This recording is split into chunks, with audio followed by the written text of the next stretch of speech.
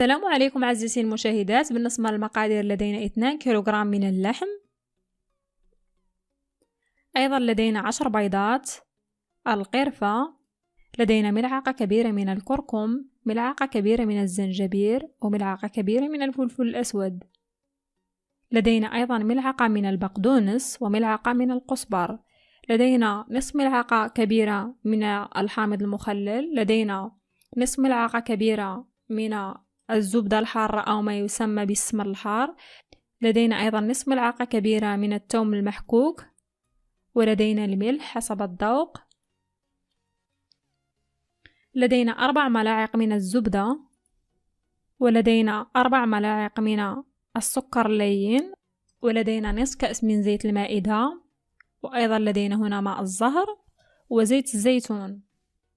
لدينا أيضا نصف كيلو من اللوز المسلوق، سأقوم إن شاء الله بقليه. لدينا 1 كيلوغرام من البصل المشلط كما تلاحظون معي، 1 كيلوغرام. الآن سأمر إلى مرحلة التحضير إن شاء الله. سأضع البصل،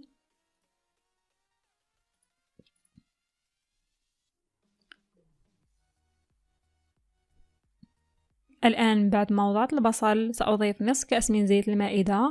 أيضا سأضيف الملح، بالنسبة للملح حسب الذوق.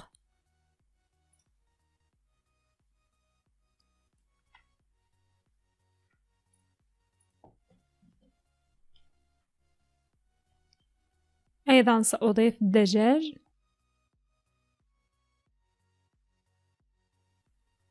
الآن سأضعها فوق النار إن شاء الله حتى يذوب البصل. الآن بعد ما ذاب البصل سأضيف جميع التوابل كما تلاحظون معي، الملح، الكركم والزنجبيل، كل التوابل.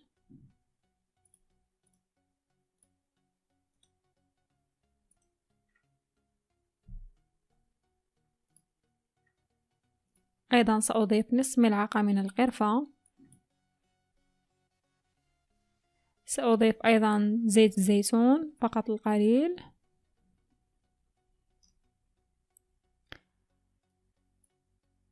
أضفت نصف كأس فقط من الماء في الطنجرة. كما تعرفون فالبصل يحتوي على الماء، لن أضيف الكثير من الماء، فقط أضفت نصف كأس من الماء. بعد ذلك سأترك الدجاجة لمدة نصف ساعة ونلتقي إن شاء الله. كما تلاحظون معي بعد ما طاب الدجاج الآن سأخرجه من الطنجرة.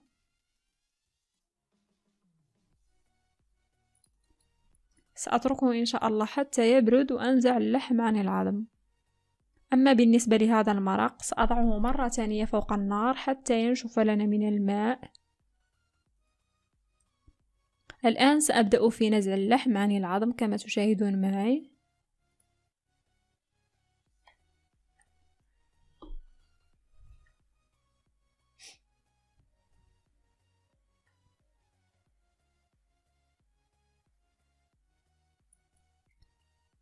كما تلاحظون معي سأستمر في هذه العملية إلى غاية الانتهاء. أما بالنسبة لهذا المرق كما تلاحظون معي فهو بدأ في الغليان، سأتركه حتى ينشف جيدا من الماء. لدينا هنا 10 بيضات سأستعملها الآن كما تلاحظون معي بعد ما نشف المرق سأضيف البيض. سأضيف فقط بيضة وأحركها جيدا، وبعد ذلك سأضيف بيضة ثانية وأحرك. سأستمر في التحريك لكي لا يلتصق لنا البيض كما تلاحظون معي. هذه العملية ضرورية. أحرك جيدا. الآن كما تلاحظون معي سأضيف البيض مرة ثانية وأحرك على هذا الشكل. سأستمر في التحريك وإضافة البيض إلى غاية الانتهاء حتى أنهي 10 بيضات. كما تلاحظون معي بعد ما أضفت 10 بيضات نشف لنا المرق كما تلاحظون معي، أصبح ناشف من الماء. كما تلاحظون معي هذا هو قوام البيض، أصبح على هذا الشكل لا يحتوي على أي قطرة من الماء. لدينا أيضا اللحم بعد ما نزعت منه العظم، ولدينا أيضا هنا اللوز. اللوز قمت بقليه وأيضا طحنته. الآن سأضيف ملعقة كبيرة تقريبا من القرفة على هذا الشكل.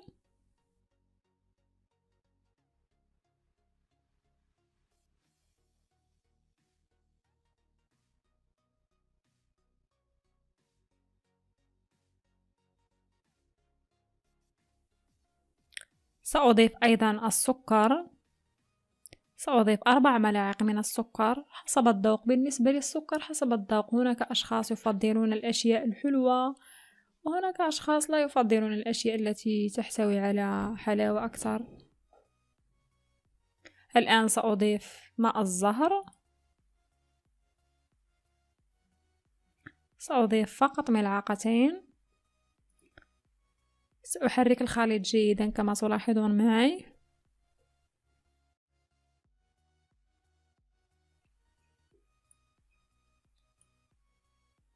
هنا لدي ورق البسطيلة. لدينا هنا ملعقتين من الزبدة قمت بإذابتها على النار، وسأضيف لها نصف كأس من الزيت النباتية.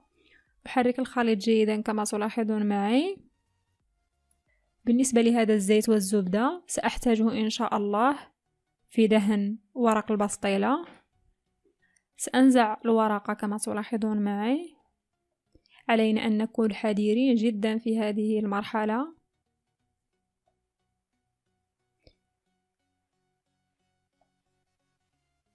الآن سأدهن ورقة البسطيلة بالزبدة والزيت كما تلاحظون معي.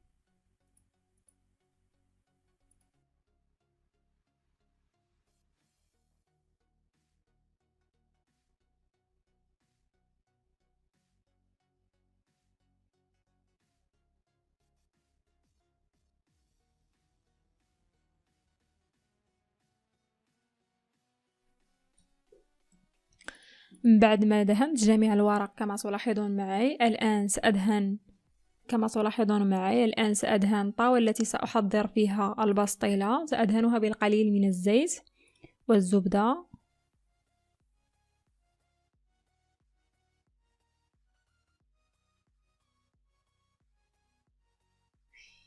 بعد ذلك سأضيف الورقة الأولى على هذا الشكل.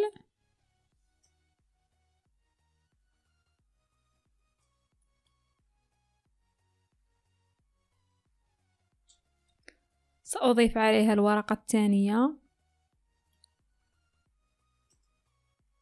أيضا سأضيف الورقة الثالثة كما تلاحظون معي، ورقة أمام ورقة على هذا الشكل.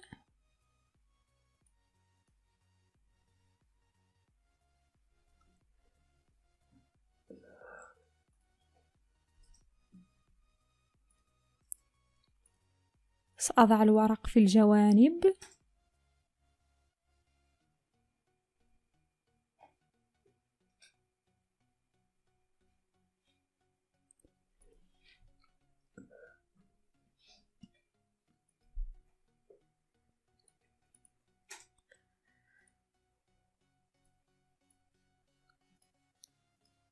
الآن بعد ما وضعت الورق في الجوانب سأضيف ورقة في الوسط كما تلاحظون معي الآن.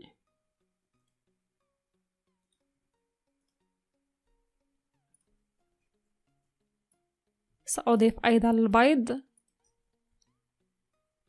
الذي أعددته سابقا على هذا الشكل. سأوزع البيض على جميع الجوانب كما تلاحظون معي.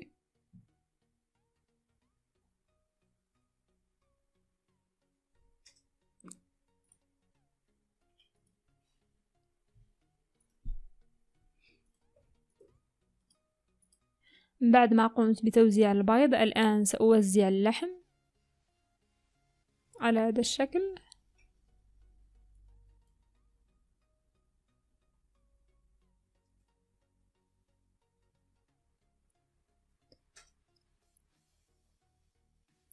الآن سأضع ورقة أخرى كما تلاحظون معي. وأضيف اللوز. هذا اللوز قمنا بقليه وأيضا بطحنه، وقمنا بتنسيمه أيضا كما شاهدتم معنا في الفيديو. الآن سأوزع اللوز على هذا الشكل كما تلاحظون معي.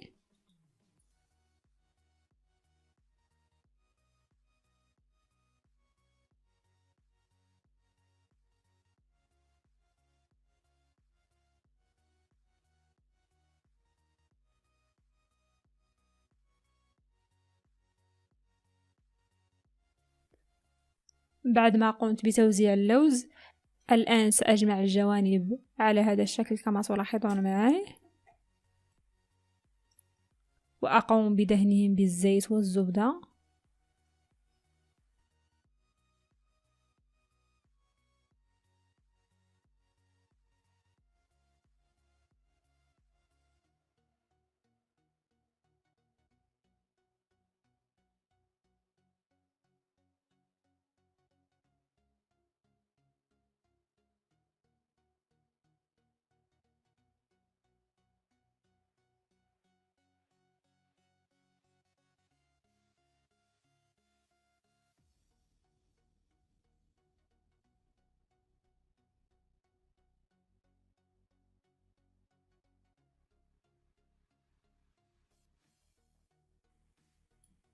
بعد ما قمت بلف جميع الجوانب ودهنتهم بالزيت، الآن سأضيف ورقة أخرى.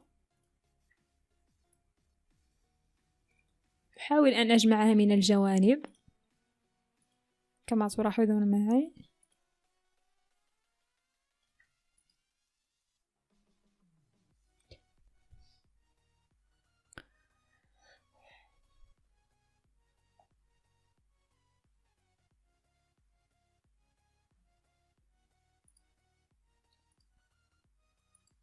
أيضا سأضيف ورقة أخرى لكي يصبح لنا وجه البسطيلة جميل.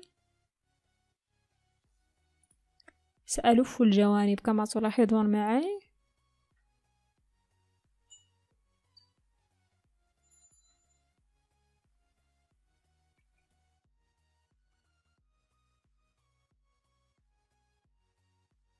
الآن سأدخلها على النار على درجة حرارة منخفضة جدا، ونلتقي مجددا إن شاء الله. كما تلاحظون معي، بعد ما قمت بطهي البسطيلة على هذا الشكل، الآن سأضع السكر اللين على هذا الشكل، سأرشها جيدا بالسكر على هذا الشكل. بعد ذلك سأوزع القرفة على هذا الشكل.